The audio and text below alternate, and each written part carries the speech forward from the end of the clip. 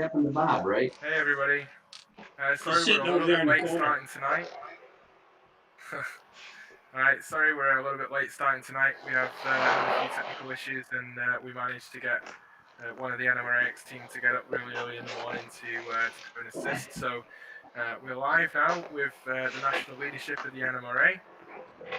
We'll still go for the same amount of time. Just like when you join the NMRA and you pay for the magazine, you get 12 issues, no matter when you first get your first one. So this is exactly the same. You'll get your hour and a half, no worries. So format for this evening is we will go and ask the questions that you guys have put in advance to our panel. And we will then go and take questions from the stream. So if you have a question as we go, pop it in the stream and we'll pull that to one side and ask the questions at the end. But before we go into answering the questions, I think it's really important that we introduce a few faces that people may not have seen on the internet before, and certainly to our non-members.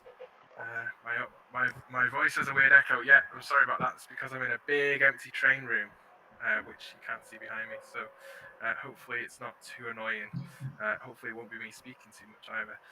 So what we'll do is we will go around the room and let the guys introduce themselves and who they are, where they are, and what their role is in the organisation. So we'll start with NMRA President Mr. Pete Magoun, MMR.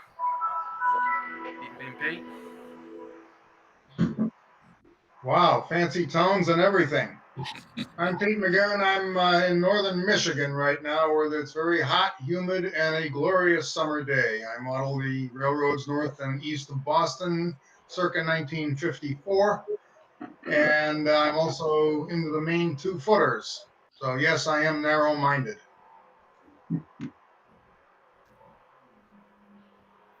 Thanks, Pete. And we'll go to Vice President of Special Projects, Mr. Gerry Leone, MMR next.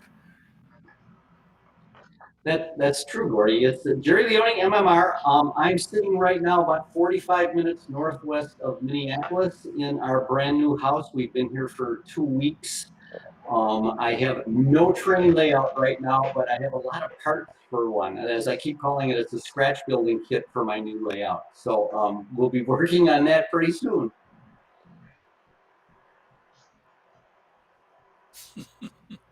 Cool. And we'll go to Jack. Hi there, I'm Jack Hamilton, live in the Pacific Northwest to the west of Seattle. That doesn't mean the Pacific Ocean, by the way. I'm an N-scaler.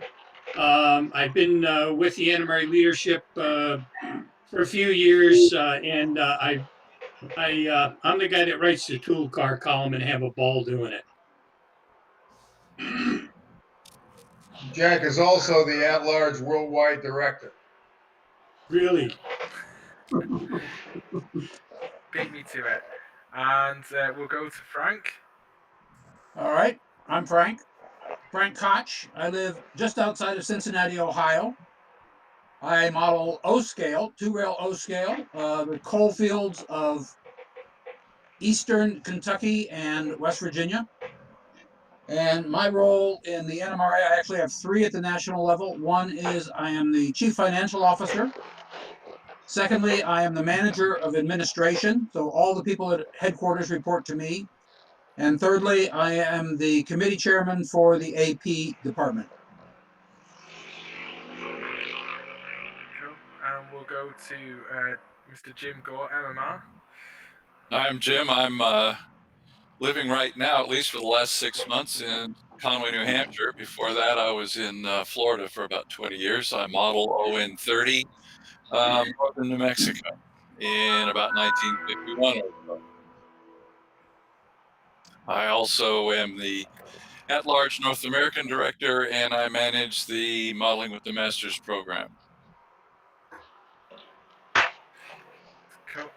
And we will go to John Bate next. Hi, better wait for a second or two. I'm John Bate. I live in Winnipeg, Canada. I'm the Canadian district director of the NMRA. I'm the new kid on the block, just joined last month. I model an N-scale layout in southern British Columbia, and I'm looking forward to another 3 years on the board. and Didrik Voss. Hi, Didrik Voss. I'm the Western District Director. The district is everything west of the Mississippi, including Alaska. I modeled the Everett Monte Cristo Railroad circa 1900. Lived just north of Seattle, Washington. And no he's camera, also but an MMR. Oh, and MMR, sorry. And we will go to Mr. Bob Amsler, who is no camera but is here with us. Hi, Bob Amsler. I'm from South St. Louis City, and I'm out of the MOPAC. And I'm general counsel as well as the manager for the meetings and train shows department. Thanks, boss. Okay, thanks, guys. So we'll go into the questions. So as I said, we're going to go into these by topic. I think the first topic that's probably most pertinent to this group is the topic that I have dubbed National Strategy, Policy and Management of the National Model Railroad Association. So we'll go into the first question. It's coming from Marcus in the Sunshine region. And Marcus asks, the NMRA is lacking members in the age range 15 to 55. But if you go over to Europe, they seem to do much better in that age range. Are there any plans from the NMRA to actively take this on, like more exposure to the public and distribution of information about new possibilities regarding materials and techniques? Who wants to take that question? Gordy, I'll take that one on Jack? first. This is Jack Hamilton. The NMRA has been looking at membership, obviously, for the past number of years, and has done a fair amount of research. About 5 years ago, using with members from virtually every region, we completed a very detailed study of membership organizations, best practices, where to go and how to get there. And the two things we came up with is before we worry about recruiting, we better fix retention. And when we talk about recruiting, we really need to look at a group of people who are best fit to our mission. And our mission, by the way, is to support existing model railroaders with some development, but it's not to expand and broaden the hobby. One of the things we found is that the normalized model railroader who enters the hobby and stays there has several qualities. One, he has some free time, which generally means at retirement or near retirement. It means he's got space, which means he's an empty nester. And it also means he has some discretionary dollars to spend. You plug all of those together and you start talking about people who are nominally 45 years or older. And it turns out that happens to be the best place for us to sell our NMRA Association membership. Now, with respect to our exposure to the hobby, at all train shows, at all events, and at all activities, obviously we are dealing with the public. We are showing the hobby as best we can, and we're encouraging people to be involved. But the membership effort has to be at a target group that will in fact not only be able to come on board but stay on board. The one change that you can expect to see over the next year or so is that having just passed a update to the long range plan, the board will establish quotas each year to gain a net membership gain of 300 members per year. The quotas will be handed out or passed out to regions, and the regions and divisions will be charged with the responsibility of bringing those new members on board. That's it. Good answer. Jack, can I chime in there? So we'll go to Pete Magoun first, then we'll go back to Gerry. Okay, Jack hit 3 of the 5 major categories for participation in this hobby. Have time, have space, have money, tools, and interest. Okay, the people who have all of those are indeed the about to be retired or the newly retired But they also have a bonus in there that we don't talk about much, and that's they have grandkids. And with some of the things that we've done over the last year or so, we can begin to get those grandkids into the hobby and help out with the protections that those grandkids deserve from various family members and so on, protections provided by family members. The other thing there is retention, and this is a burr under my saddle because we are doing pretty well overall getting people to come in the door. We lose out because they don't stay. Why? We need to make this organization welcoming. That has to happen at the division level because the division is where the individual member meets the NMRA. So when the new person shows up, you let the new person sit over in the corner over there, all alone. Nobody bothers to go over and say, hi, welcome aboard, come on in, join the party, you're one of us. And the new member realizes, wait a minute, there are all these people having fun and this is all a bunch of clicks, forget it, I don't need this aggravation. And they disappear, never to be seen again. By the way, they'll also go out and tell about 2,000 of their best friends on Facebook, Twitter, or whatever the other social media platform du jour is. So you bring those people in, welcome them aboard, recognize that they are part of your tribe, they are your peeps, as it were. Make them feel welcome, and you may just find out that that high school kid has the answers to all of the technical problems that have been bedeviling your club for the last 3 years. But you'll never know that until you actually engage that individual in a welcoming discussion. So let's stop bellowing about how we're not doing anything, and let's, at the division level, please, I've said this before, I'll say it again, at the division level, please engage the new people, make them feel like they are your friends because they are your friends. You just don't know it yet. Gerry. Yeah, one of the things that we have to consider is the fact that the NMRA has pretty limited resources as far as going out and attracting members.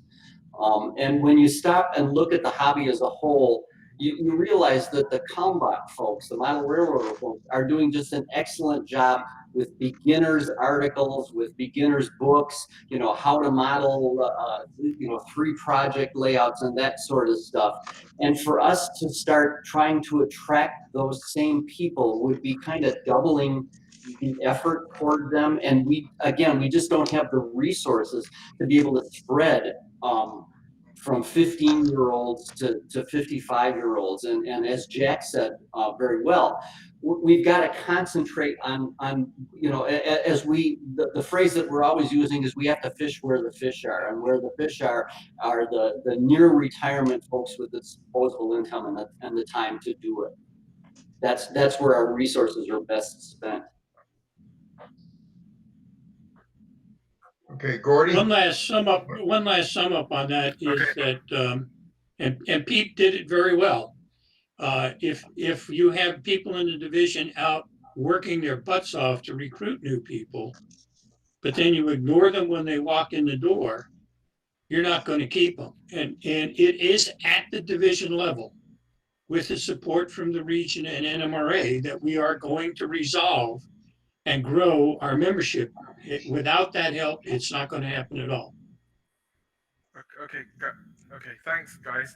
Just a few points I want you to just clarify there, because I think a few things that may have been misinterpreted from what you said. And I don't think that's what you... Yeah? You Pete? Yeah, if I may, one amplification on what Jack started with. The IRS has classified the NMRA as a not-for-profit, member service, educational corporation. Those are the rules that we have to operate under. Not-for-profit, member service, educational corporation. Okay, that does not mean go out there and do missionary work, which is the job of the manufacturers, the hobby press, and so on. That means member service, education. Let's do it. Yeah. Okay, so a couple of things I'd like you guys just to clarify,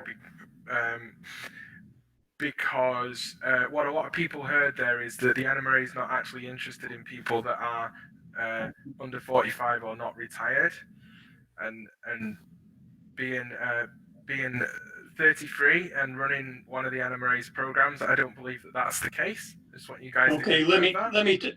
let me talk to that one, Gordy. No, there is no intent to say we are not interested in Right. people under 45, people who are not retired, or people who are living with families.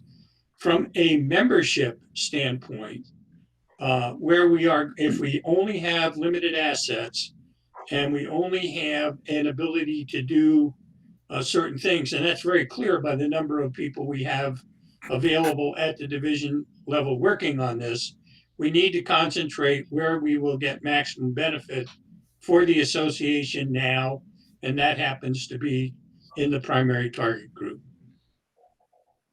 Okay, and another piece of clarification, and this is just if we can make this a really short yes or no answer.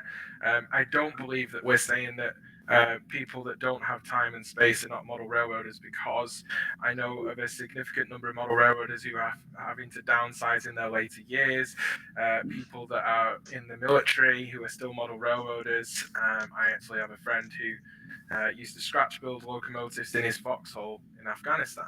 So I know it can happen. So I just want you guys to confirm that that's not what we were saying either. We are not. Not. No, That is true. it's a matter of focus. Okay, cool. Let's move on to another question. Yeah, absolutely.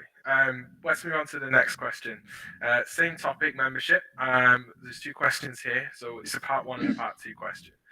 This is from Andy in the British region, and Andy asks, anecdotal market research seems to indicate that the commercial market in the hobby has seen a growth of around 5% year on year recently, whilst the NMRA has seen a decline in membership. And Andy asks, what do you think is the reason for this apparent disconnect between membership numbers and the growth of the hobby? Who'd want to take that? I'll take it. Anybody? The answer to that one actually is exactly what we said the first time around. We have no problem recruiting new members. Our problem is retaining people. And the issue there is that current members are not paying attention to new members in a manner which makes them feel that they are part of the association. So retention is the first thing we have to correct to make that work, and then we'll begin to see the growth. Frank? Yeah, I agree with Jack, but I have a little bit different spin on it. And that is that over the last 10 years, there's been a great proliferation in terms of what I'll call niche hobby interest groups.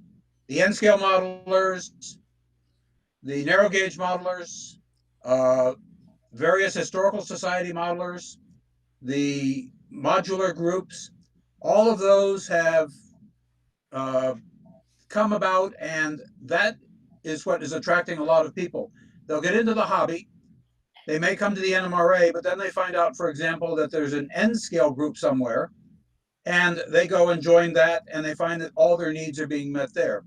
The second thing that's happening is that there is so much free material available on the internet now that there's no need for somebody to belong to an organization. They can simply go to the internet and determine anything they want. Of course, the big thing they miss there is the socialization, but for some, that's not important.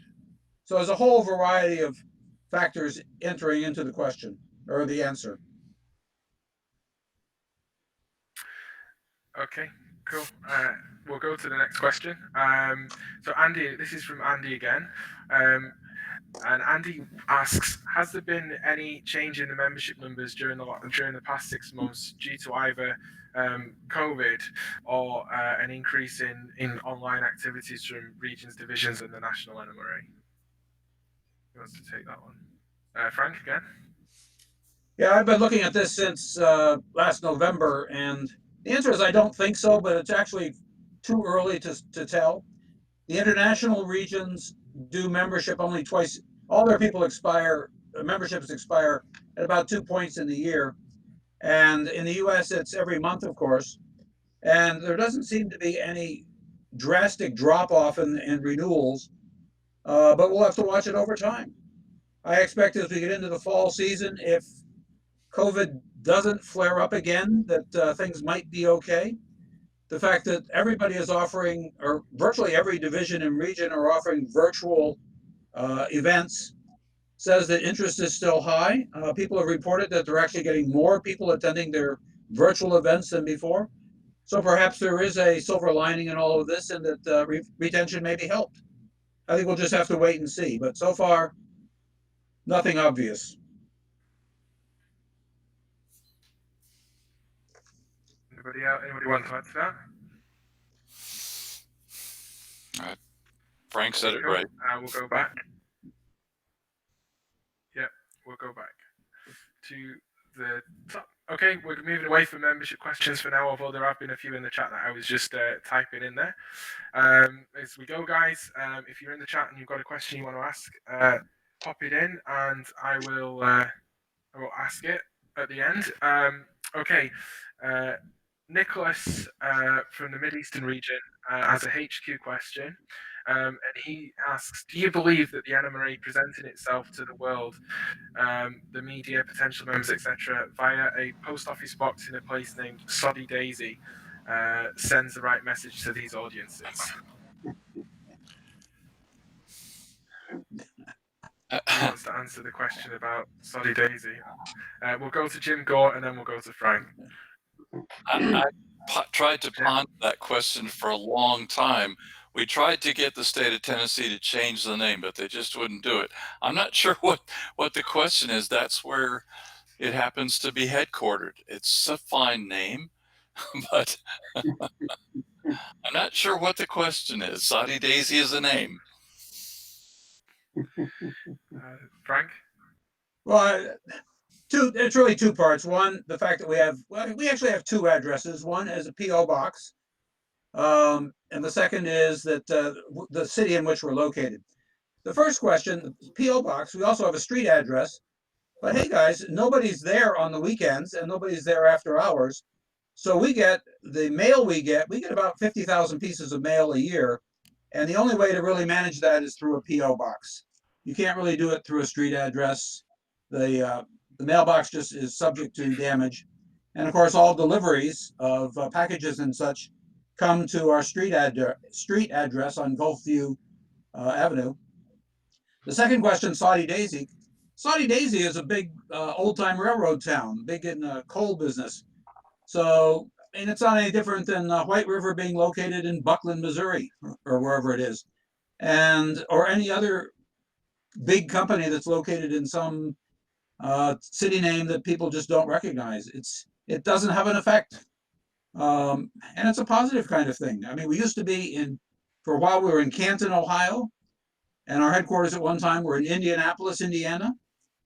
It hasn't mattered over the years, and I don't think it matters now.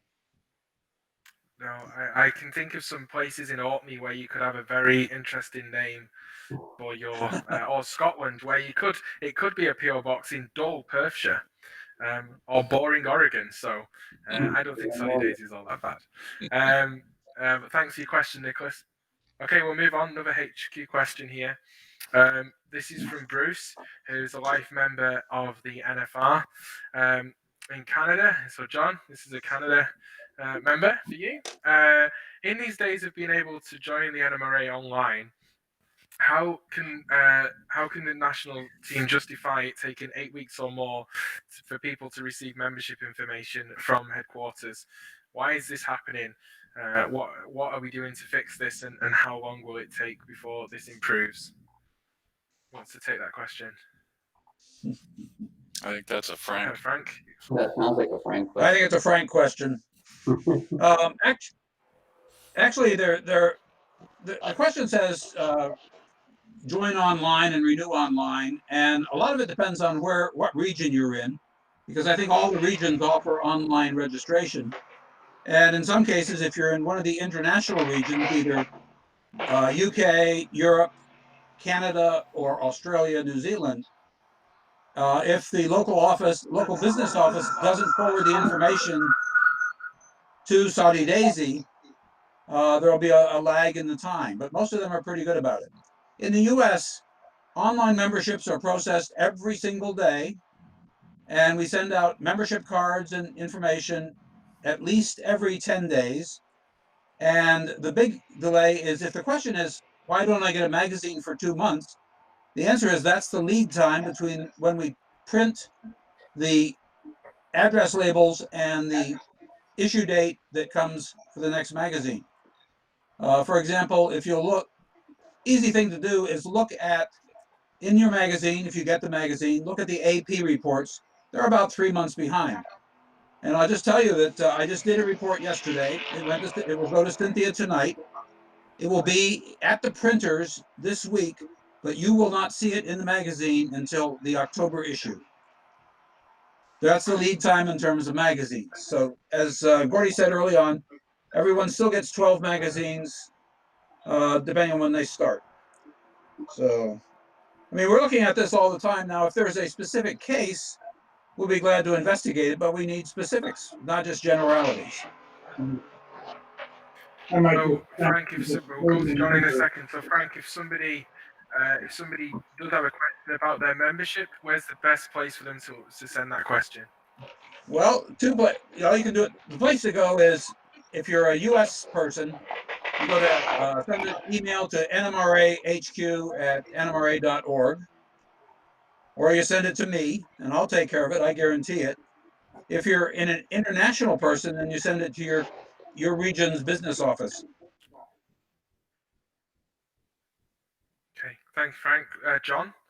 Yeah, just as it happens, this topic came up a few nights ago in the NMRA Canada annual general meeting. And one of the things that we found out was there are many links in the chain often where it will go to a region and the region will put it to NMRA Canada and then NMRA Canada will put it up to Saudi Daisy and then it has to come back down the chain sometimes with membership lists before the division gets a list in their hand. There are many links in the chain and you have to remember that all of these links, with the possible exception of one in Saudi Daisy, are volunteers who have other things and jobs and so on. And there's frequently a delay. And, one fellow who was at the meeting, sort of owned up, yeah, I guess they kind of sat on my desk for about a week and a half. So, these things will happen.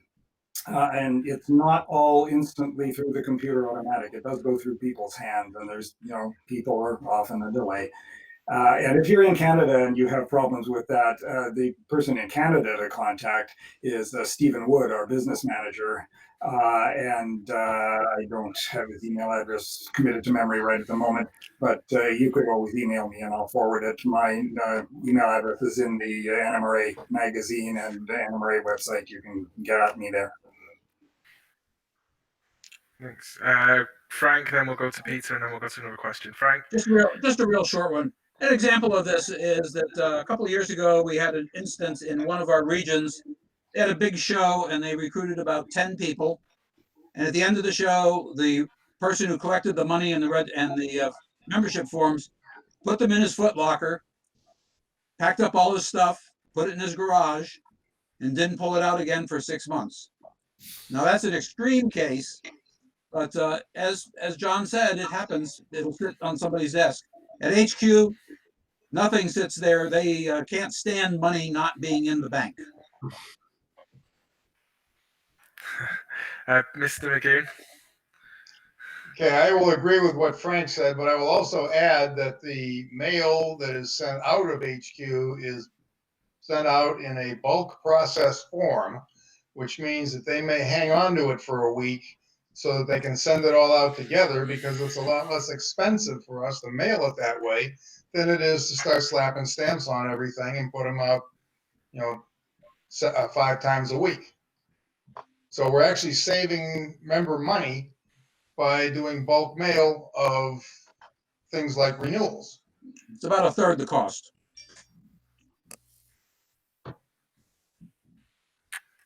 Okay, cool. All right, thanks, guys. We'll move on.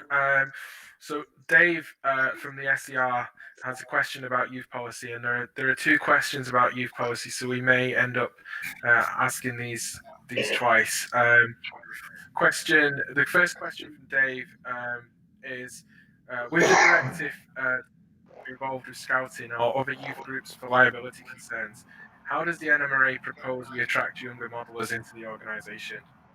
Who'd like to take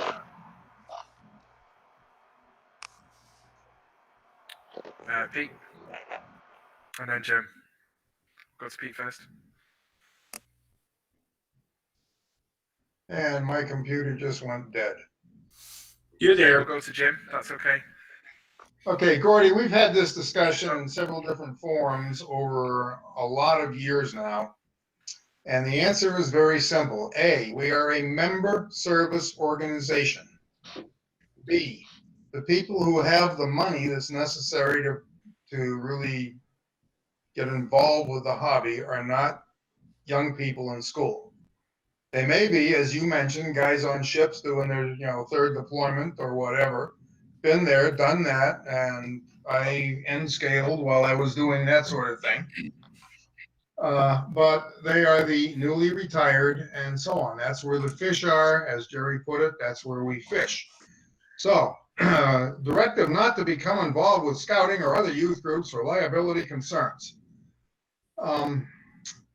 Bob Amsler can feel free to correct me here, but we have not said you cannot become involved with scouting. What we have said is that you have to go through a different path to offer your services to whatever that youth organization may be.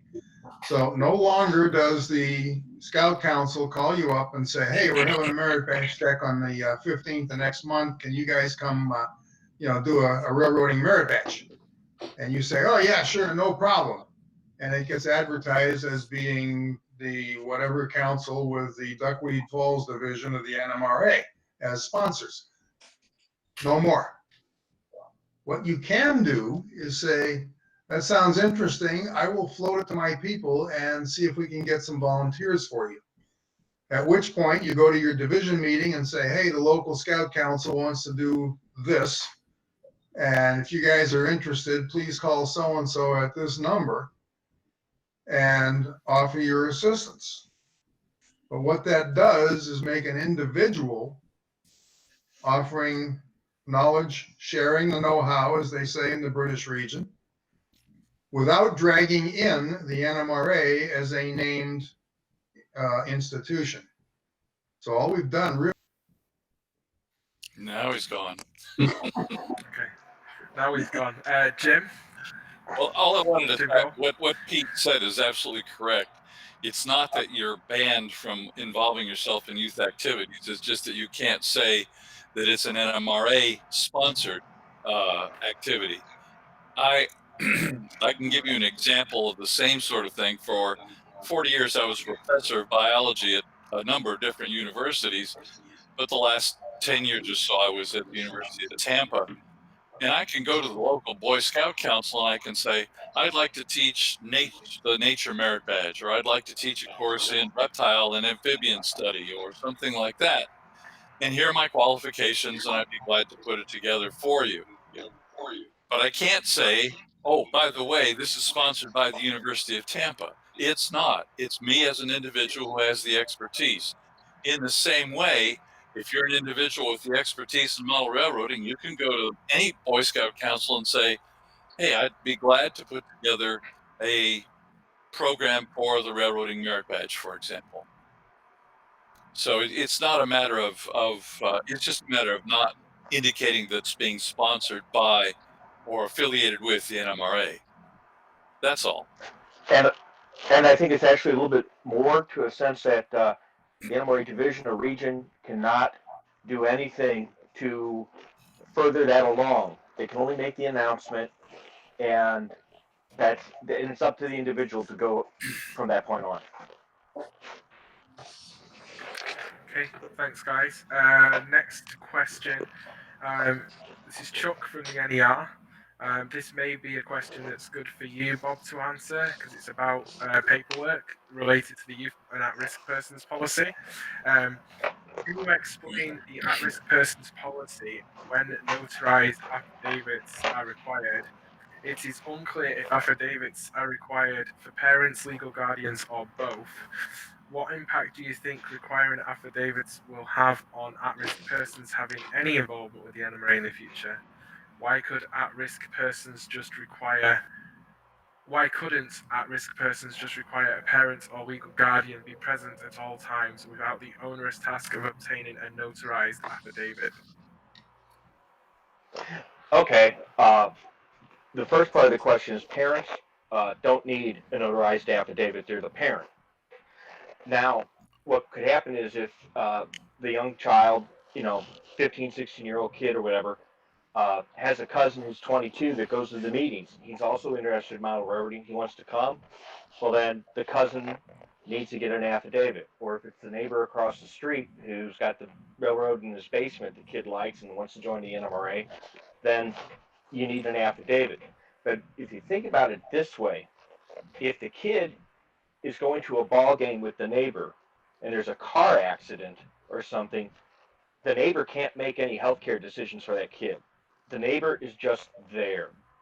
So there's no one technically responsible for the kid. By requiring the affidavit, we know of just a few things. One, the parent has said, this guy can act on my behalf. And second, if you notice, inside the affidavit, it actually tells him the duties that that person has to be physically present in the same room as the kid, watching what's going on. So that's why we require an affidavit. There's a clear delegation of responsibility and a statement that that person understands he needs to be present and watching what goes on.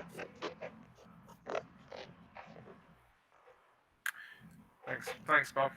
That's a great explanation. Sure. We'll move on. Bruce in the PCR. I guess that's West Coast. So someone for the West Coast may want to answer this, but I think this is a general one. Management, this is the topic, and it's, does the NMRA leadership, the board of directors, and at national and regional level undergo any volunteer association management training?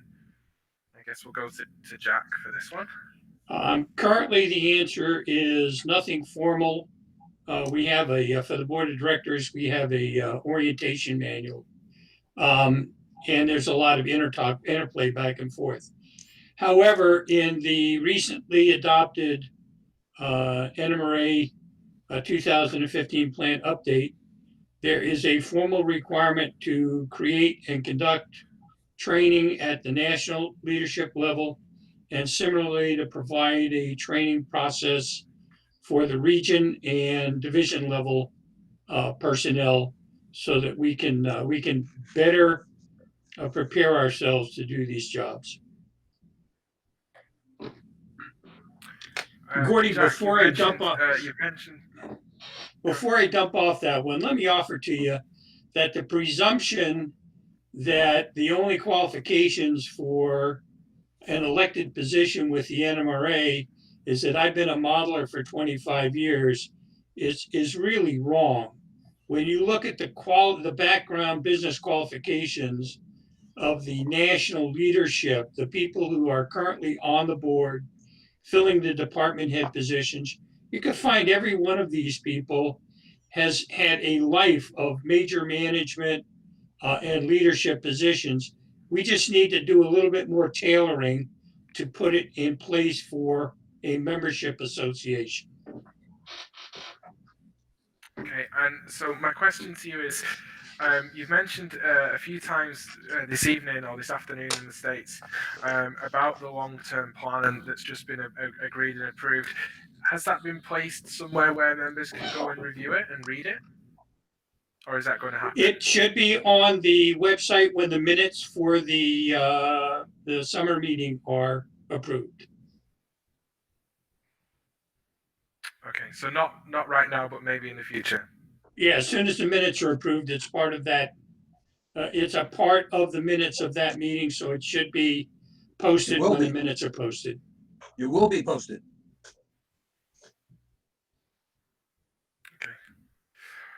Okay. Next question is around insurance, and this is from Tage in the NER. Will the NMRA's liability insurance policy cover any COVID-19 related claims? And the answer is, technically, we don't know. So the answer is no, it does not. Okay. I've seen Thanks, some Bob. interesting It things. was Bob I Amsler. was gonna say I've seen some interesting legal arguments, but whether any of that's going to work or not, I don't want to be the first one to find out. No. Not recommended. Thanks, Bob. Everyone, that was Bob Amsler, the General Counsel of the NMRA, answering that question. Okay, the next question. Oh, sorry, Frank. Do you want to add to Well, that? just there's been a lot of discussion about this, and the big issue is in these days of the pandemic, why would any organization want to expose either their members or the public to the possible risk of infection? And whether there's insurance or not is a separate question, but I mean, we have to show good moral turpitude here, good moral responsibility here in terms of not having meetings where people are going to get sick or where there's a high risk. So we urge everyone just to be careful and make wise decisions.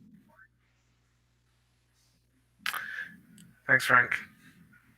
Okay, last question on NMRA National Strategy, Policy and Leadership and Management. It's a question on management from Scott in the NCR. And Scott asks, what else can the National do to provide clear and timely communication to the needs and interests of the regions? Simply put, how do we get a good and quick answer from the National when we need it? So far, everything seems to be top-down communication, not bottom-up from the members. Who wants to take that question about communication? Pete, we'll go to Pete. And Pete's Pete, talking with are you there? Pete, we've got no audio.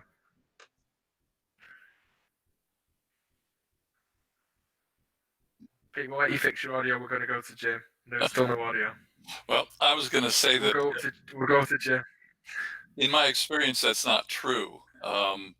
I get maybe a half a dozen or more questions from various regions all over anywhere.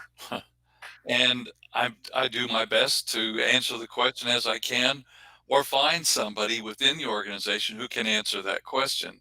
So it's a matter of asking. I don't think it's necessarily all top down. You got to get somebody to ask the question.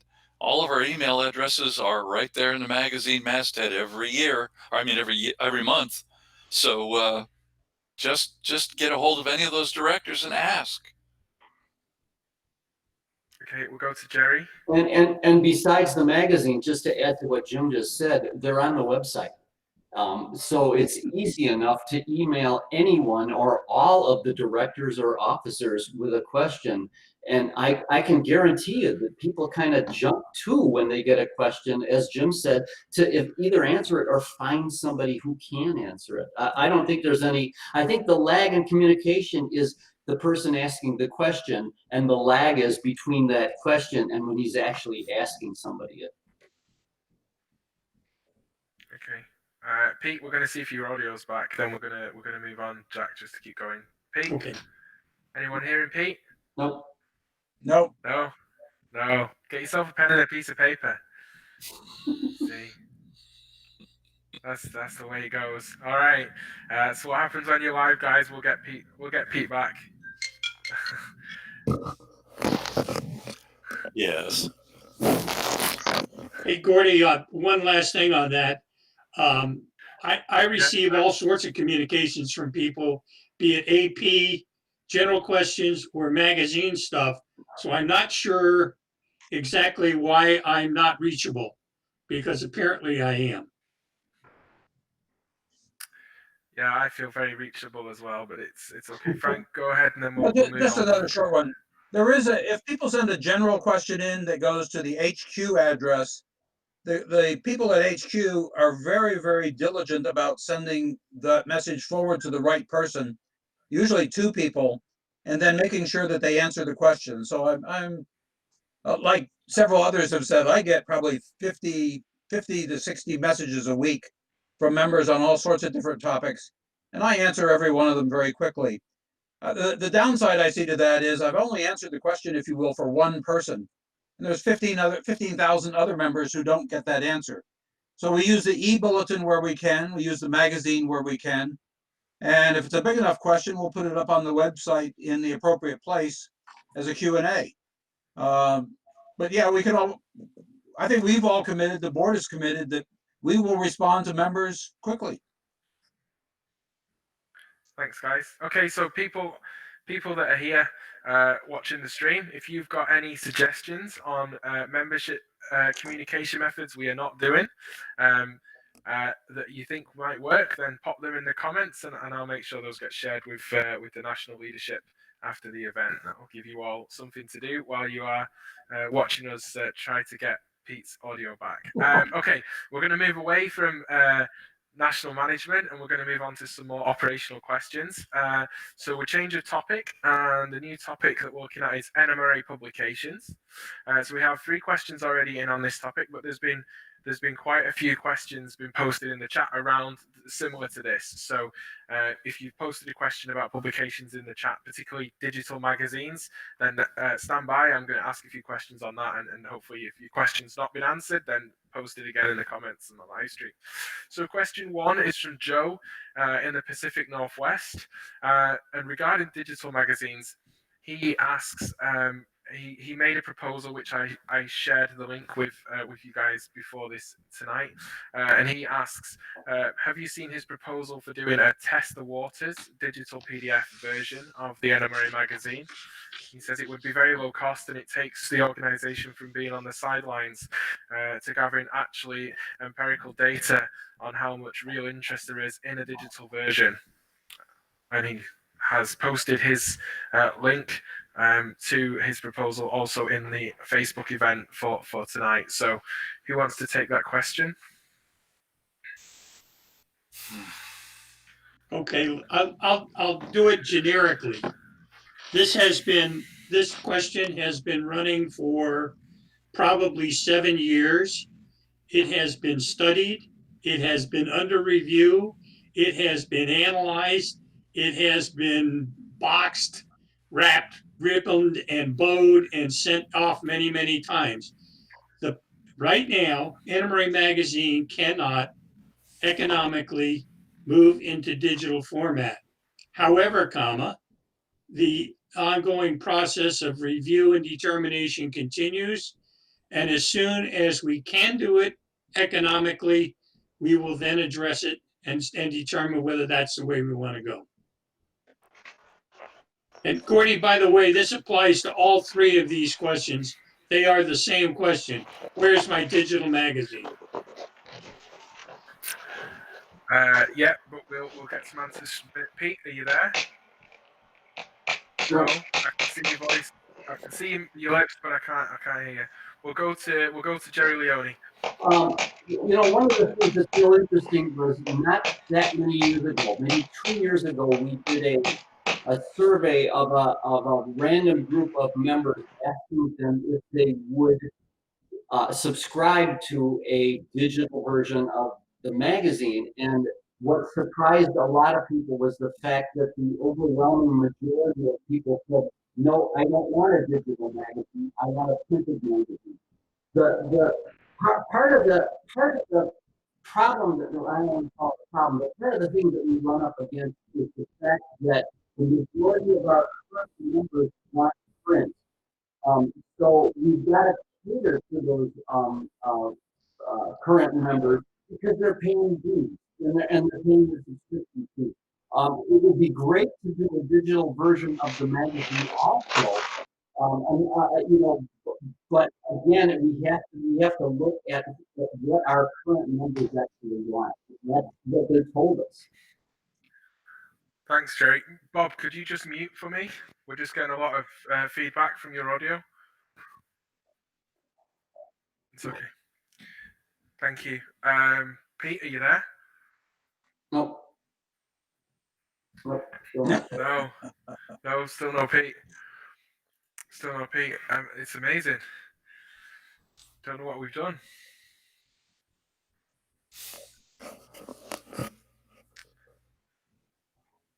Oh dear. Okay. Well,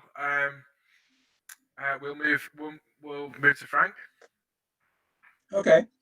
As Gerry said, this is something and Jack has said, this is something we've looked at and continue to look at. The publications department looks at this continuously. We've had confidential discussions with the major magazine producers, Kalmbach and Karstens, and now White River. And it turns out that in that part of the world, the interest by the public in terms of getting digital, switching or getting both, is not very high. It's less than 10% that people want the digital version. And as Gerry said, we did the survey, and an overwhelming, somewhere around 75% of our members didn't want a digital version. They want the print version.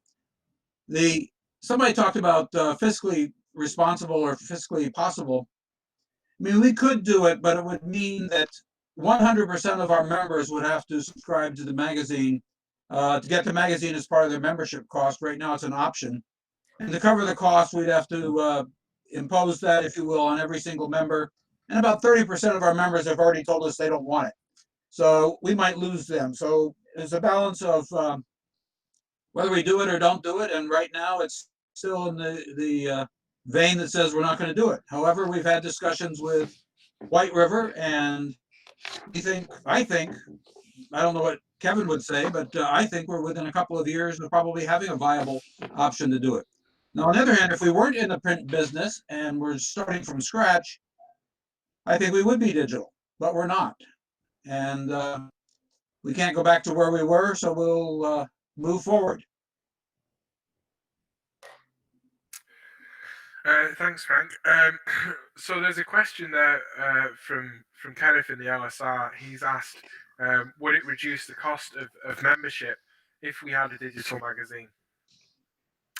So is that not the case? No. Frank? Well,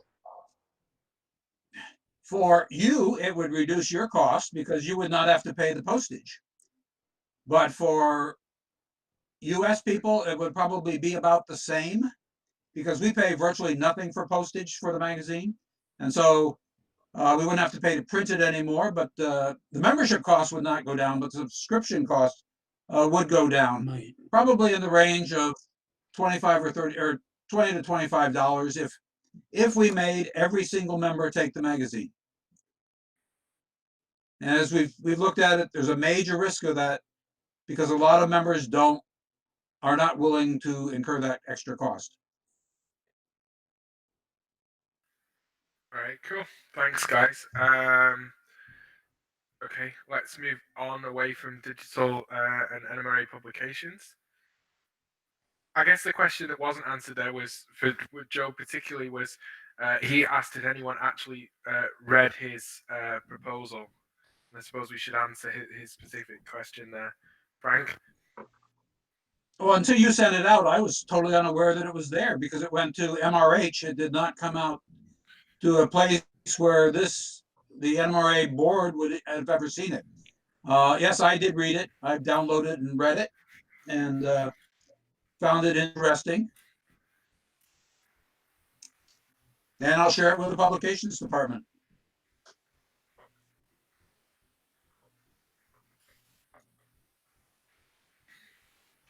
Okay, thanks, Frank.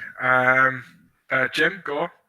Just in passing, there's something that Pete and I have talked about a lot, and that is there's a certain percentage, I don't know exactly what it is, but it could be as much as about 15-20% of the membership don't have access to a computer or want access to a computer. So you have to serve them as well, and that becomes problematic when we have to do both digital and print copy.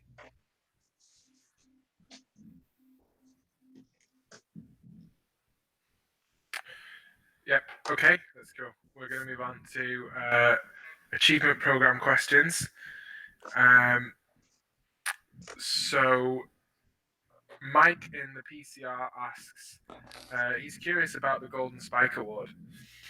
Some say it requires 2 witnesses, others say 1. What's the official line on how many witnesses you need for a Golden Spike? Frank? Well, the answer is only 1. If you look at the form, there's only 1 place for 1 witness. Now, if it's an SOQ for the other certificates, then 2 witnesses are required. But for If he has some specific example where where it shows that he requires two, then I wish he'd share that with me so I could undo it, because it's only one.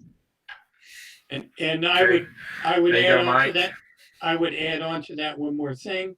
That's any NMRA member in good standing Correct. can witness That's right. Golden Spike. Correct.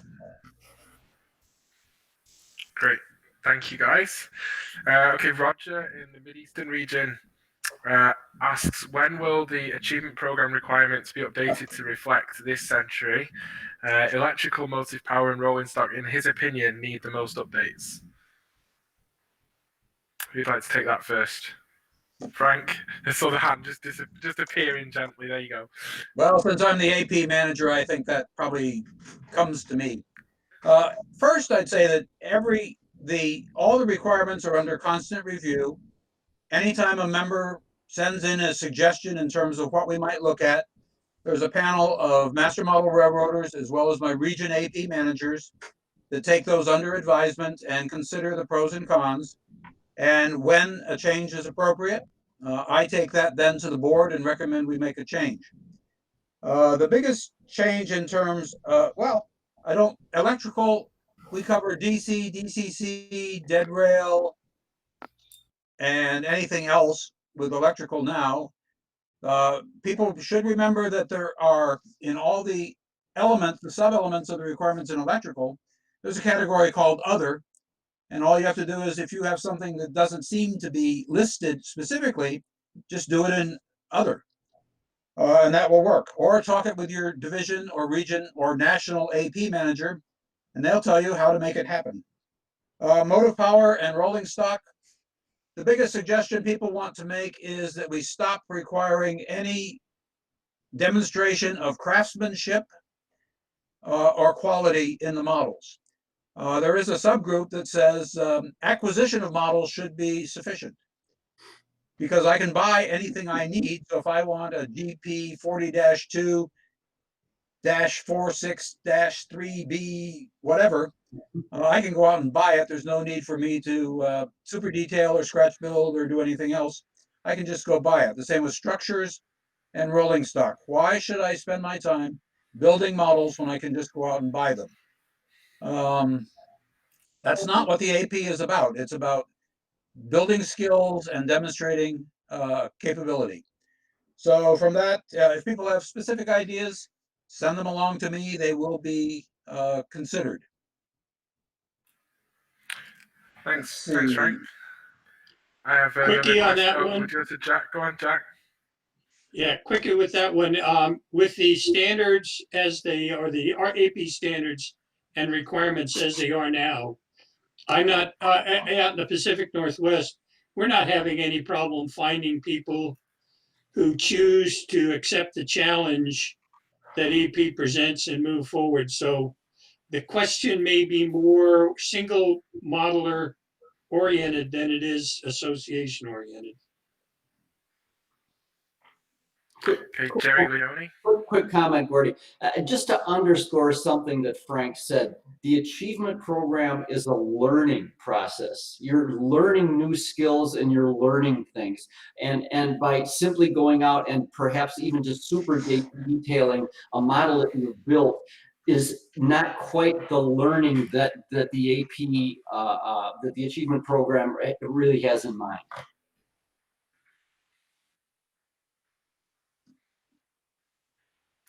Thanks, guys. Okay, the next question is from Lloyd in the NFR. He says, just looking for clarification of the AP requirements. In the past 6 months, we've seen what can be done through the internet.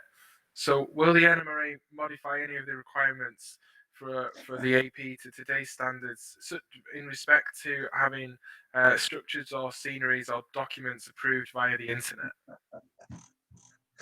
Frank? Well, I would hope that Lloyd has heard about distance evaluation, which is used in every single region and most divisions. Jack's laughing because Jack was one of the pioneers in this area. But all of the documents most of them are all done via the internet now. As I said, I just finished the AP report for August, and probably 3/4 of the documents I got came to me electronically. Very few came to me through the mail. And the only ones that came through the mail is where there was a specific question that required my input. And so they send me the paperwork in paper form so I can see all the documentation and give them useful feedback. In terms of evaluating structures and scenery, we've always been able to do that distantly, if you will, or through photographs. Certainly civil and electrical are mostly check the box. Volunteer, author, dispatcher, and official are all all done electronically. All you need are signatures, and there an email signature is good enough. The biggest problem we see, and it's really a matter of technology and capability on the part of the modeler usually, and Jack mentioned this earlier perhaps, is that when we look at models, motive power, cars, or structures, there are sometimes issues for models in the range of, call it 75 to 95 points, where you may not be sure, and the only way you can really be certain of where that model will score in an evaluation is to physically see it. People are trying to do evaluations with iPhones, and sometimes it works and sometimes it doesn't. We did some stuff for Carl Smay here in the Sunshine region a couple months ago, and it worked very, very well, but they had very high-tech equipment and they were able to do it quite well. So we are doing it on the internet. One of the things we'll be moving to in the next year is actually fillable PDF forms. And so that will make it even easier to fill out the forms. So yes, we are doing it on the internet, and hope that answers the question. Gordy, let me, and Frank, you have to correct me if I'm wrong, but it seems to me that what I've heard you guys talk about is the fact that it's easy to do a video or internet evaluation of structures and rolling stock. You can tell if the model is not going to be close to a merit, or you can tell if the model is going to for sure get a merit. But it's the gray area and again, correct me, Frank, if I'm wrong. It's the gray area where you're getting close to that 87. Correct. No, you're right. Is that correct? That is correct.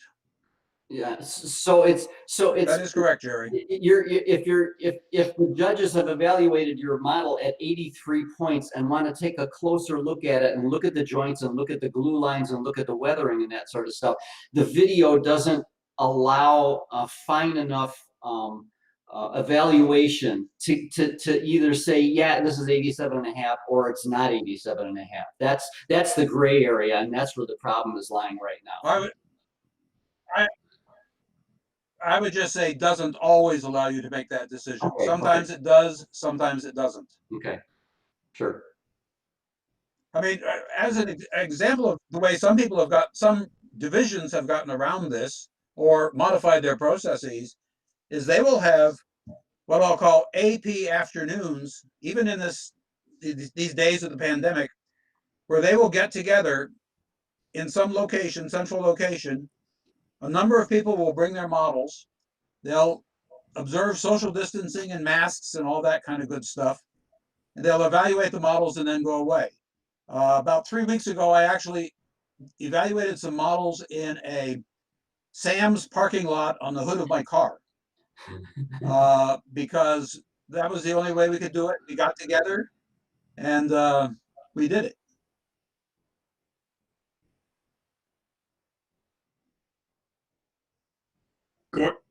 Yeah, Gordy, when we started out up here in the Pacific Northwest, the driving factor was the people who were in Alaska and the Canadian provinces, who basically were isolated and did not have access to high-speed internet or anything reasonable. And so what we did was went with digital photos and mail in and talk back and forth. And we've been able to make that work reasonably well. But I would also point out that you can get scenery and electrical using a digital video Right. of your Yep. layout. So when this is all over with, there is in fact from a digital slant internet perspective, there's virtually nothing that cannot be accomplished using digital and internet access to make it work. It's there.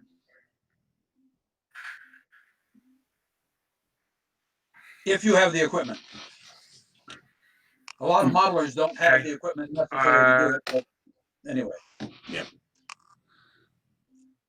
Okay, everyone. So good little chat there about the AP program. What we're just going to briefly do is, hopefully you can all hear me now. I said I'm afraid the 10th.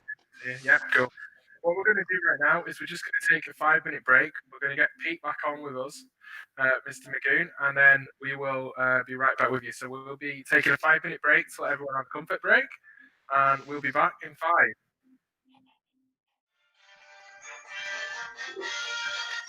Right.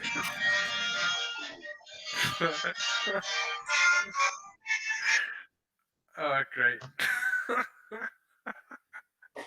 I have to recover now. All right, guys, we're back live. Am I in or out? You're here, Pete. You're here. Where have you been? All right, suddenly this thing is now, the audio sounds good to me. I can see video. And did somebody from Forney, Texas try to call me? Yes, our technical support was calling you, but you're here now, so it's okay. And we're live on Facebook, so please do not swear. All right. Okay. So the next topic, we're back, everyone. We see Pete's back. Our technical support in Namibia called Pete and sorted this out. So we're going to go to the next topic, which is NMRA standards and conformance. And Pete in the Mid-Eastern region has 4 questions about standards and conformance. Question 1, what is the status or acceptance of LCC? Okay, if you please. While you've got audio, we'll let you go. While it's working, yeah, while it's working, let's try this.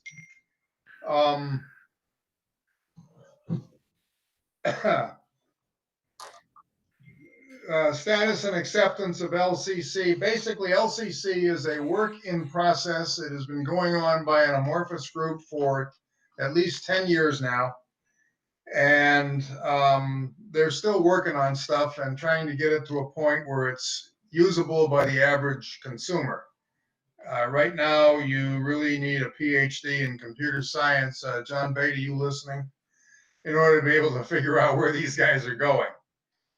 Not quite. You got two manufacturers are producing equipment. Acceptance is slow simply due to the complexity of what's going on and the required knowledge. So the Open LCB group is forging along, and we're trying to make progress on that. And as long as I'm here, the other 3 questions he's got is the NMRA promoting LCC implementation using Arduino. The answer is that they're actively working on Arduino stuff as an active component, and this is very much in the early stages of trying to get this stuff working. We're supporting or embracing Railcom. The answer to that is that the DCC working group is actively involved in bidirectional communication development. So this is Railcom as part of that effort, and here we are. Last question that came in is the NMRA active in dead rail? Well, dead rail is an interesting set of terms. It's been around a long time. Basically, it means that you don't have to wire your railroad because your power is on board. So they're also calling that power on board. And we are not actively involved in developing that as per se, but all your DCC standards still apply. And DCC standards don't care how the command signal goes to the decoder. It's only how the decoder reacts to the signal that is sent in on the data stream. And data stream can come in on the rail, it can come in wireless to a receiver. You could probably pass it to one of your LPs there who can hoop up the orders when he gets there and drive on. Manufacturers are free to develop ways to get that signal in there, and we're trying to stay out of the way. Now, a rail-powered locomotive is not going to work on dead track. That should be obvious, but one never knows. And the NMRA considers this to be like trying to run an O-scale locomotive on HO track. User needs to understand the rules and the limitations when attempting interoperability. Mr. Leone has his hand up. That's Yeah, true. we're going to go to Gerry. You know, put in marketing terms, one of it's a chicken and egg problem. It's like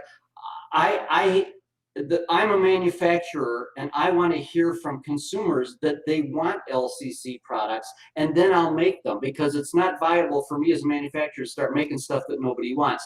Conversely, I as a model railroader want more LCC stuff, but I don't know exactly what I want until manufacturers start making this stuff. So we've been running ads for years, and we do trade outs with other magazines. So they run in RMC, they run in I think O Scale, that and each of the ads says, talk to your manufacturers, ask them what they're doing for LCC. In essence, we're asking you to go to the manufacturer and say, I want LCC stuff, would you please develop it for me? And when the manufacturers hear that, they say, hey, there's a demand for this stuff, I'll start making it. But until that little cycle starts, manufacturers aren't going to invest the time and research to make the products if they don't think there's demand for it.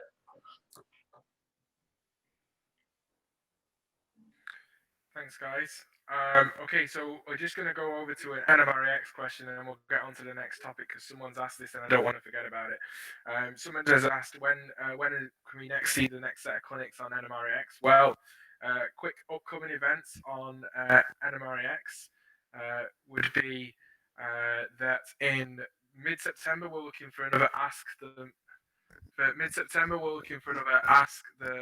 Master Model Railroader session, and if there's volunteers who are Master Model Railroaders who want to take part in that, please get in touch with us at nmrax@nmra.org. And then on September the 26th or the 27th, if you are in Australia and New Zealand, we will hold a 12-hour NMRAX clinic session. We are looking for more people to provide clinics. New Zealand, yes. Gerry promoting our friends in New Zealand there. We are looking for more clinicians always to give NMRAX clinics. You can get credits for volunteer and or for AP. So if you want to get in touch, use the same email address, nmrax@nmra.org, and that will be on the 26th of September. Okay, cool. So we'll move on. That kind of segues us nicely into the next set of questions, which are around NMRA online and digital. So question number one comes in from Bill in the Mid-Continent region. Bill asks, the virtual NMRA conventions with their recorded seminars is a fantastic addition for the NMRA to promote the organisation. Is there a way that National could provide divisions a way of leveraging these into local meetings with add-ons or supplemental materials for local meeting presentation? Who wants to take that question? Jim Gore. Gerry, go ahead. Well, I will say that that's up to the individual divisions and regions. There was an SERX divisional regional meeting recently, and I know that several of the division presidents, supers have gotten a hold of me and asked about whether or not I can put people in contact to create those. So there's nothing wrong with creating them, and the format is up to the individual division or the region.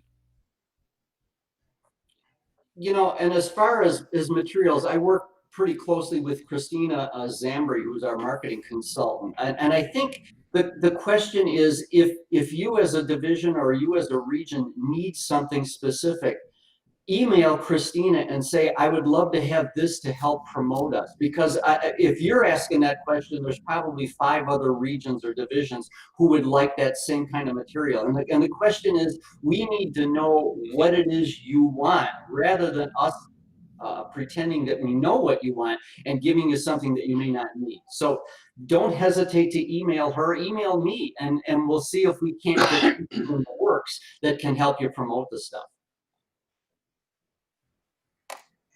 Okay, let's throw the caveat in here since I'm going to have to do my job. And that is that all these virtual clinics are fine and dandy. They're wonderful. I enjoy them because I learn from clinics no matter how they come along. But there is an intellectual property issue that goes with every single one of these clinics that is delivered online. And you've got a release that needs to be signed out to protect you and protect the NMRA down the road in terms of where this clinic is allowed to go, who's allowed to do what, when, and so on. Sorry. Where's Bob Amsler? I don't see him anymore. I'm on here. It's all right. He's still here. But Jack's got his hand up. Yeah, Gordy, the other side of this is if there's something that's been used, it's out there, it's available on NMRA YouTube. There's no reason why it cannot be, in fact, incorporated into a division or a regional meter activity. It's very similar to what's being done in EduTrain. It's just a different available format for material. So rather than reinvent the wheel, this stuff will eventually get incorporated back up into the education department and handled that way. That's great. Okay. We'll move on to next question. Next question is from Burr in the NER, and he asks, many NMRA regions and divisions and clinics within divisions are continuing to develop virtual clinics or meetings, which could be watched by any member around the world. But we mainly hear about these events, that I assume events outside of his local division, through word of mouth. Will the NMRA provide members with a way to centralize into a single calendar events that people around the world can join, as this could provide members a nearly continuous stream of NMRA model railroad content to consume? Gerry, Leone. The NMRA currently has a calendar on our website, which will list events that we're told about. We've got a volunteer who does nothing but keep that calendar updated. So if you've got some virtual events coming up, email, again, Christina Zambri, her email address is on the website. Or take a look at that calendar. I think there's a link to the gentleman who's doing the calendar. We need to know about it. We can't go out to 150 some odd divisions and say, have anything going on? So let us know that you've got something going on, and it can go right onto that calendar. And every one of these virtual events can be seen by everybody in the world on that calendar. But we already have that central location. It's a question of you guys letting the people in charge of the national calendar know that the events exist. Okay. Anybody else want to answer any question? I'm just going to answer a question that's directed to me in the comments from Jeff.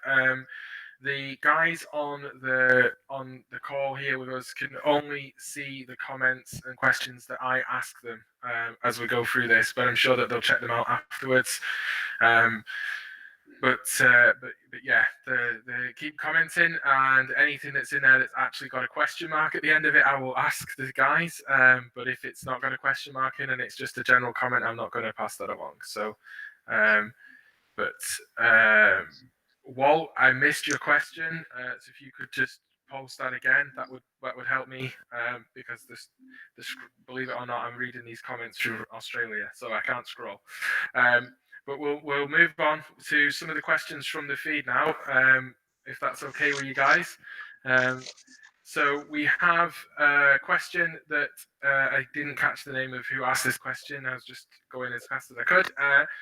The question is, can the regions do more virtual conventions? See, the SCR recently did a virtual convention with the NMRA team, and I guess that's where this question is coming from. Pete, go ahead. You know what the answer. Pete, you're dying to answer. Can they or may they? And the answer is, may they? Yes, no problems. I don't have a problem with that. Can they? That's up to the region, gathering all the requisite help, the technological resources, the clinicians, and whatever else they want to do with their region convention. That's not my control.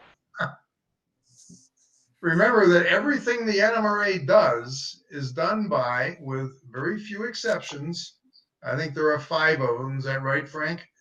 Done by volunteers. Oh, you're saying the paid staff. Everybody who's making this happen all over the world. And if you think about this, Gordy, who is in Scotland, is getting his questions from Australia to be answered by people in North America. This is bizarre. This is a whole different world than what I grew up in. So it's all good. But yeah, they Now, can do that. Why to your not? point, Frank, to your point, we have roughly 100 and we have 18 regions. We have roughly 150 to 160 divisions, depending on who's active. And every one of those is managed by volunteers. And so we've got thousands and thousands of volunteers. And the key is to find enough of those in any region or division to put on one of these NMRAX events. Fortunately, we have Gordy and his team who put on the NMRAX events. And so we're very, very fortunate there. So I'm sure UK will want, the British region will want Gordy to set up their next convention. And we'll get Brad to do one for Australia, New Zealand. And we'll get Speed to do one for LSR. But we've got to find, as Pete said, we've got to find local folks to do those kinds of things. Some regions will have them, some will not. And that's the way it will go. Enough said. Okay, yes, Gordy has put a proposal to the British Region Board of Directors for a 5-day virtual convention for the British region in October, and is working with the Northeastern region to provide a 3-day virtual convention for the Northeastern region. And we'll work, and the team will work with any region or division or special interest group of the NMRA that wishes to do a virtual convention for membership and non-members during this period of pandemic. We will at least help you do the first one, give you the skills, and let you take that forward. Okay, next question from Dwight. Can members, or why can't members, join a local division of their choice or decide to move to a division that's outside of where they live? Jack? Then we'll go to Gordy, I'll take that one. They can't. They are restricted to region by their geographical address, but within the region itself, if they want to be in a division that they don't live in, they petition by letter their region president for permission to move. It's that simple. However, having said that, it's now up to the region to make sure that the division assignment on any databases is maintained current by the region, because the NMRA is going to, the headquarters is going to make that assignment based on geographic location. Correct. That was decided a long time ago. Thank you. Thank you, Jack. So there you go, Dwight.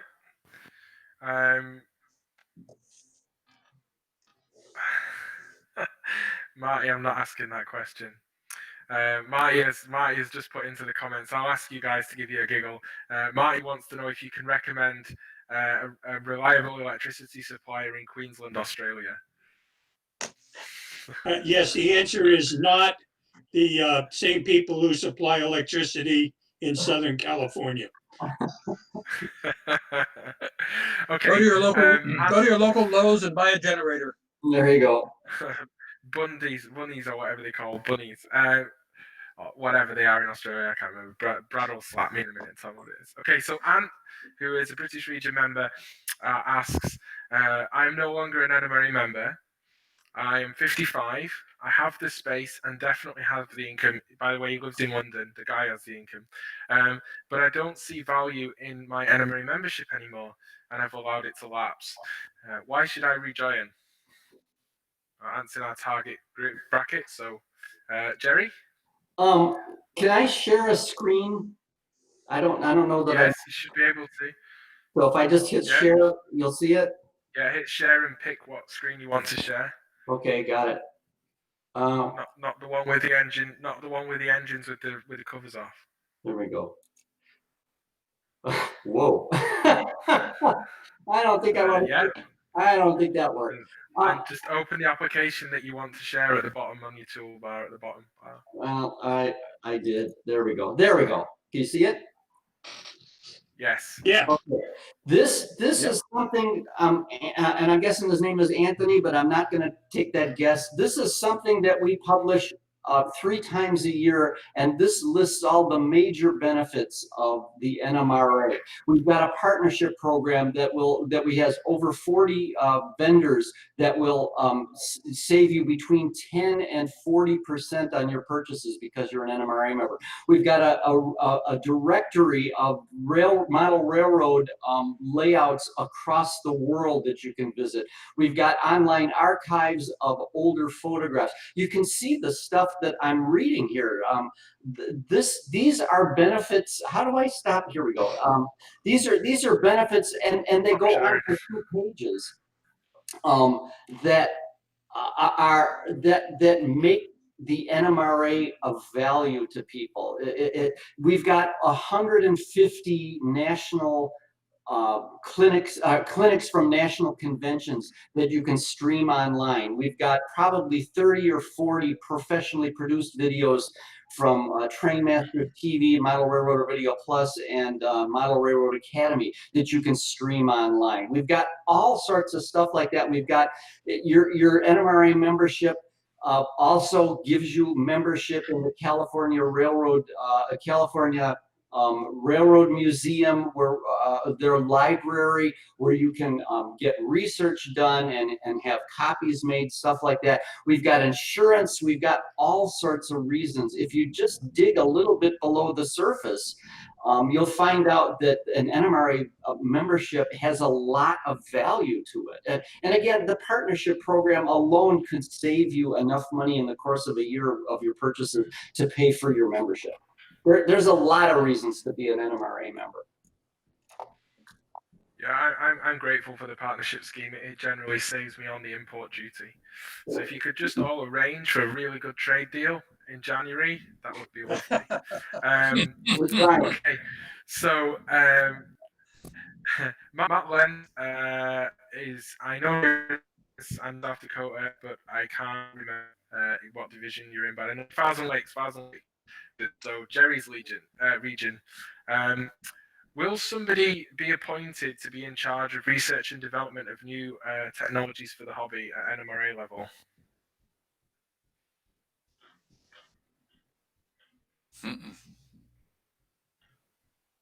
I'm not sure what that question really was, Gordy, but the NMRA is not in the business of developing products or technology. The NMRA is in the business of educating members and using standards and interoperability things to help make the world work.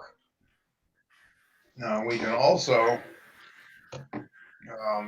educate manufacturers to the idea that, yeah, if you put your coupler height right here, then everybody else's is going to play well with yours and you'll make more money. That's a form of education, but we are not in the let's develop the new technology business. So I'm not sure where that question goes. Okay, we'll move on. We'll move on, Jack, because they've got loads of questions and not loads of time. Yeah, if that's ahead. Okay. Rick asked, has the NMRA ever discussed or had plans to look at working with educational institutions to build the hobby from a younger age? I don't think we mean in schools. I think we mean in more colleges, to use the US nomenclature. But who wants to take that one? Let me take that one because I've had some experience with it. In some regions and some divisions, the effort has been made to work through community colleges to teach essentially model railroading 101. And it would be open to both the students and the community in the citizens education arena. The results have been mixed, as would be expected, but what it does require is a significant effort on the part of the division and a couple of volunteers to make it work. trying to do it on a broader scale, for example, model railroading at MIT is probably not in the foreseeable future. Okay. Although the Tech Model Fortunately, Railroad if you Club go is to alive and well. Illinois Tech, Well, let me Illinois say, Tech, yeah, is very alive and well.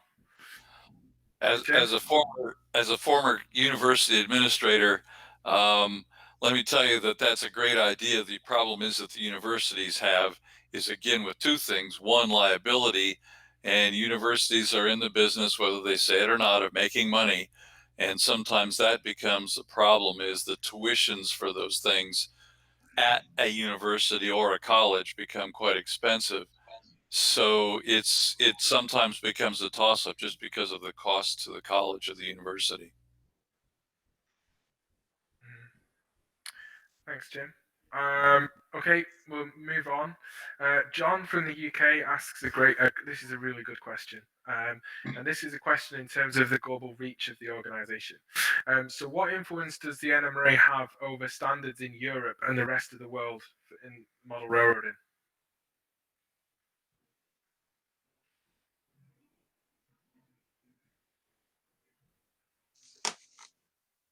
Guys, do you want me to answer this, or do you guys? No, I'll take that one if nobody else will, Gordy. We are the standard.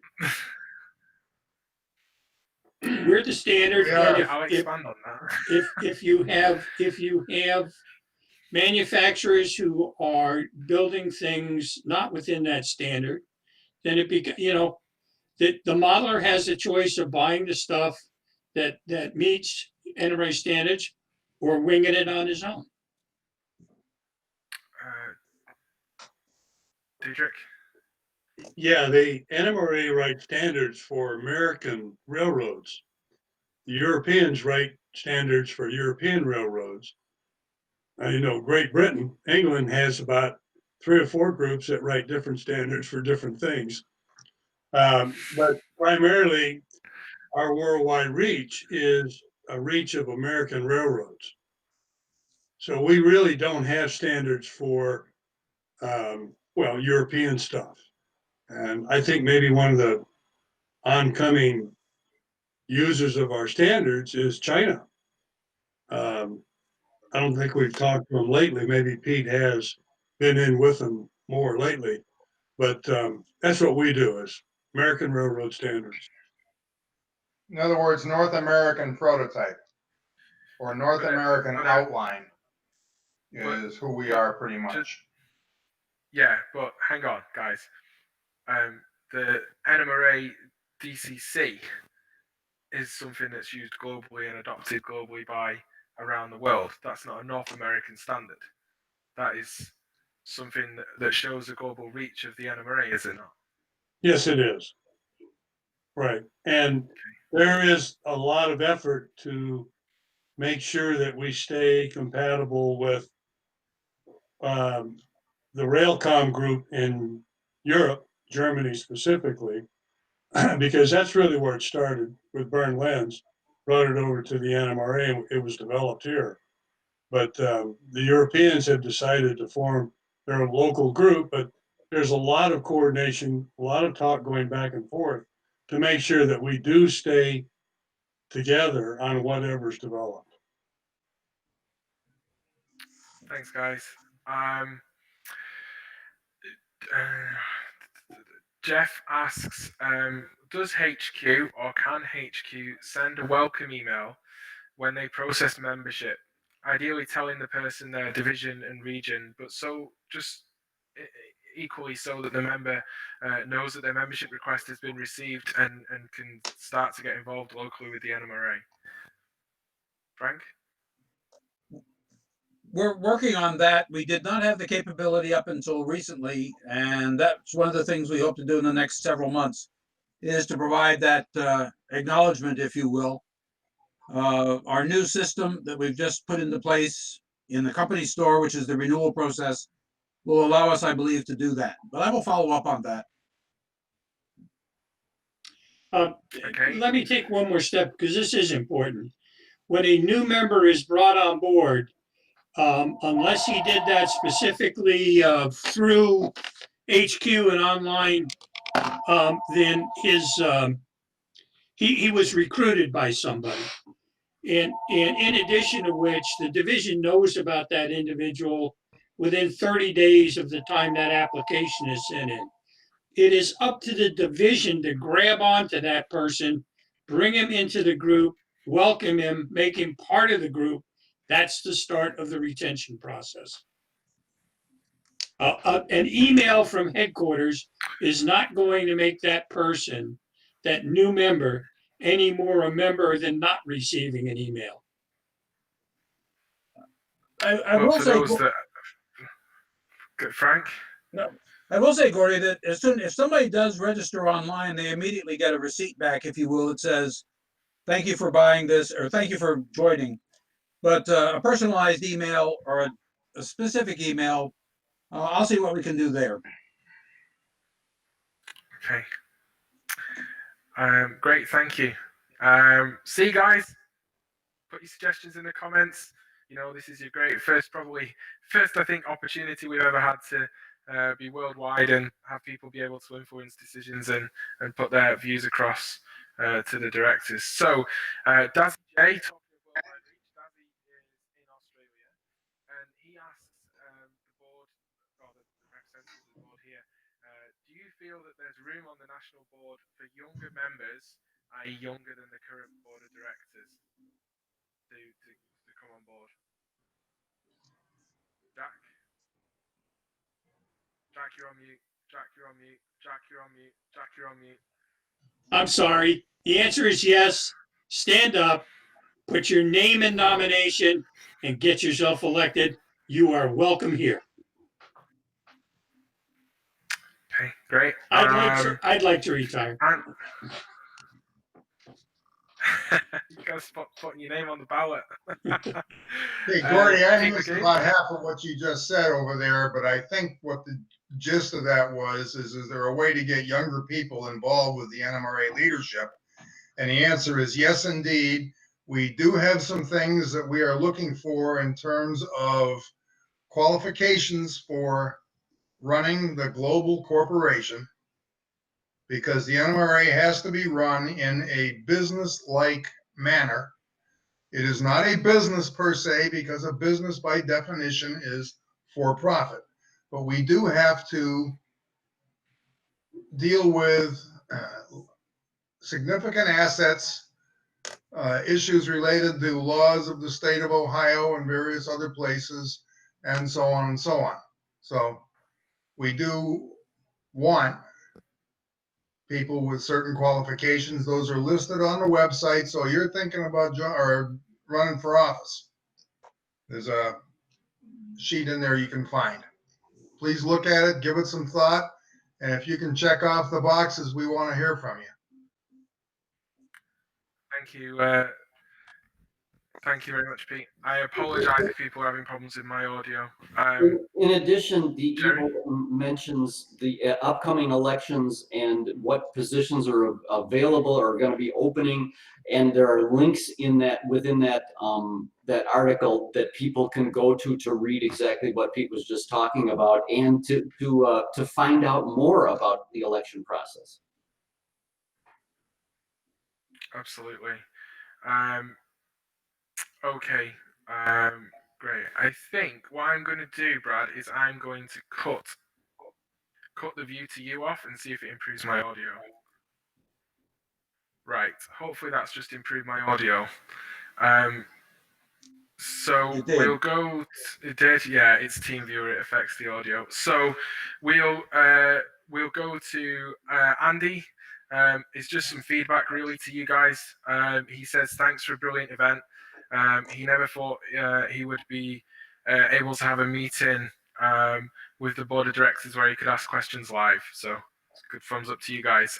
So Scott asks, can the board explain the need for copyright approval if the content is not being distributed? It's a question that was asked earlier. That sounds like a Mr. Amsler question. That's a bad question. Yes, and the reason we need that is we have to have the permission of the individual given the intellectual property to publish it. For instance, him giving a clinic is publishing it. Him sending it into the NMRA magazine, that's someplace else we need to get permission. So right now we're actually working on a form that should cut across the entire NMRA. It'll cover NMRAX, it'll cover the magazine and stuff like the conventions. And so we hope to roll that out. Then we'll have those permissions. And the other thing is we want people to be able to see some of these things later on. So for instance, we do videotape clinics and things like that. They're on the member side of the NMRA website, but we have obtained permission from the person who did that to put it over there for the other members to see.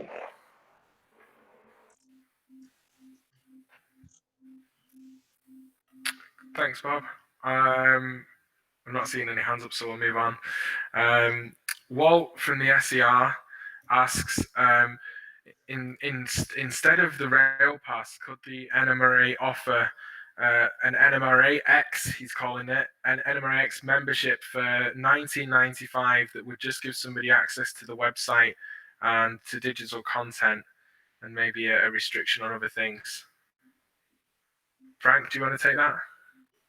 No. Okay. I just what you said. You've answered most of the membership questions. Let me understand. The question is, could we offer not a rail pass? What is a rail pass in a way? Membership.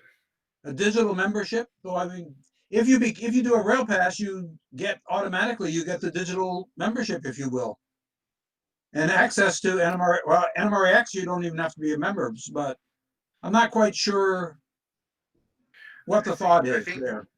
I think what Walt's suggestion is I'll expand upon it a little bit. When what I think it is that he's asking is that could the NMRA offer a lower tier of membership that just is allowing somebody to access the digital content, i.e. have a login for the website and be able to access the stuff that's on the website in the partnership program, and that membership be at a lower rate so that the person could say, I am a member of the NMRA, rather than the $50 rate that we have at the moment? We'll think about it, but my first thought is no. If you're a member or you're not a member, and we have student members, we have full members, and that's about it. So I'll put it on the list to think about, but I don't think so. Okay. Moving on, we have Scott from the MCR. He asks, going forward, will some or all of the national conventions be live streamed? That's a good question. Stay Gerry? tuned and see. Gerry, and then John, and then Peter. Gerry? Here's something to consider. We've had some of the venues where the national conventions have been held have very strict video streaming and broadcasting regulations that says that nothing can be streamed or even, I don't want to say videotape, but you can't do anything live from certain convention centers and certain of the hotels. So that could be a possible problem doing that. John? And basically, it's a matter of impossibility. If you've ever been to a national convention, there's the model display room, and there's an auction room, and there's layout tours, and there's prototype tours, and we could stream the odd clinic, and in fact, they have been recorded and put on the members on the NMR website. But can you live stream an entire NMRA convention? I think no, that's just physically impossible. I haven't got enough arms. I already tried to run around. The last 3 years I've spent going to the national conventions. Last 4 years now. I suppose we didn't get to St. Louis this year, and trying to put on NMRA social media as much as I could of the convention, and it nearly kills me every time.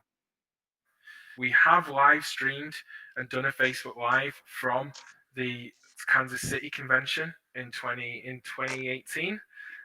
Me and Christina did that. I put the equipment to do that in my suitcase and flew it all the way from Scotland to Kansas City in order to do it, because it's unaffordable for us to hire someone locally to do it. So I guess, it's having been personally involved in this, it's not my board member, but a person involved in doing this, it's difficult. It's not impossible, but it's difficult, and it'll require resource. So, but yeah, the whole thing is impossible, absolutely impossible. It's like NMRAX on steroids. So, anybody else want to add anything? We move on to the next question. No, good. Okay, Jeff asks. Is there a zip code list of divisions online anywhere where someone can look up based on their zip code? Gerry? The problem is that not all divisions are divided. They're not divided by zip code. Some of them are divided by county boundaries. Some of them are divided by state boundaries. I don't know that Frank, would headquarters have a list like that? A zip code? Do they? We do. There's a master chart of accounts that's by zip code for all parts of the U.S. And depending on where you are, you're in that. Depending on where your zip code is, you're in a specific region and division. The thing I would do is urge people they can find out what division and region they're in just by looking at the NMRA map on the website. Mm-hmm. Yeah. Oh, I've worked that out. There's a Division 2 for Scotland. Orkney's in Scotland. So yeah. The other thing they can, if somebody wants to know where a division is that is not there, that's not in their region, a little bit of work on the internet will do it. Go look up the region website, and then from the region website, download to the various divisions, and the information's there. If you want an easy, here's a complete list, probably not going to happen. And it changes. Yeah. Okay, what Jack just said is a great idea, except that if you go look at information available on region and division links to NMRA website, what you find is that a lot of those links don't work. A lot of those links are behind paywalls. There is very little information that is updated. Some of those things haven't been updated since 2006. And it is a very frustrating experience. Yes, I have done it. Yes, I know how to do it. Yes, I have had problems finding simple data that would tell me what's going on in this area because I'm about to move there and I want to find out where I can go play trains. And it's not available. So there it is. Again, this is the region and the division making people feel welcome or making people feel like we don't want you here, go away. It's your choice, folks. It's not that difficult. Okay. Well, but don't complain when we don't have membership when you're not helping out. Sorry. Okay. Well, that's a pet peeve of mine. Okay, we're moving on. We're moving on. Yeah. We're moving on. Okay, so John in Canada asks, will there be term limits for all members of the board so that any member can not serve for longer in any position or any number of positions for more than 8 years total? There are only term limits for the board. For directors. The board members, the directors are limited to 2 consecutive elected terms. That's 6 years. Now, note that the key there is elected terms. Now, in the case of Canada, since this question came from Canada, we had an elected director in Canada who had to resign his position very shortly after he was elected. There was a gentleman who was appointed to fill that seat, which he did for the remainder of that term. He was then eligible to run for 2 terms of his own, which he did and which he served, and served admirably well, I might add, including several years as lead director. So, yes, that system is in place. It's just a question of paying attention. Frank. Frank. There is, however, no limit on running for different offices for any number of times. You can't run for the same office more than 2 times, but you can run for a different office for the directors. Yeah. There are no term limits for the president and vice president, however. Okay. Other than getting tired. Your audio was cutting in and out on me, Frank, so I assume you're right. Yeah, he's fine. He was good. Okay, so moving on. Andy Ambrose in the UK asks, are we saying that the NMRAX is a virtual region? I'm going to answer that. No, it isn't. But we'll go to Jim. Jim will come to you in a second. Yeah, we want to come on the same thing about term limits, or do we want to do this one? Oh, that's okay. I have to depart, so I'm just saying. Oh, okay. Well, thank you, Jim. So the NMRAX is not a region; it's a program of the NMRA. As the program manager, I can say that. But the program is hoping to support regions and divisions to go and do more virtual stuff. We've worked with many regions and divisions. Probably 2 of the most active virtual regions would be the British and the Australians. We've done this for a while. We've had people come and present clinics from around the world to our conventions, given how remote we are. And my division in Scotland is fully remote because the fact that the division super lives on an island that's 3.5 square miles wide. So, well, in total group. So we'll move on from that one. I've got other questions if we can keep going. I heard that the voting was rigged on that election, Gordy. Which election? The one in Orkney. No, it was a case of he who stands up gets the head shot off. You know. Okay. So there is a question. That questions. So the only other question there is regarding the 2021 convention, and that it has been said that TSG Multimedia are going to stream the 2021 convention. Do we know if that's the case? That's a Bob Amsler question. Yeah, I haven't heard anything about it. I think I should have by now. So Okay. my guess is that answer is no. Okay.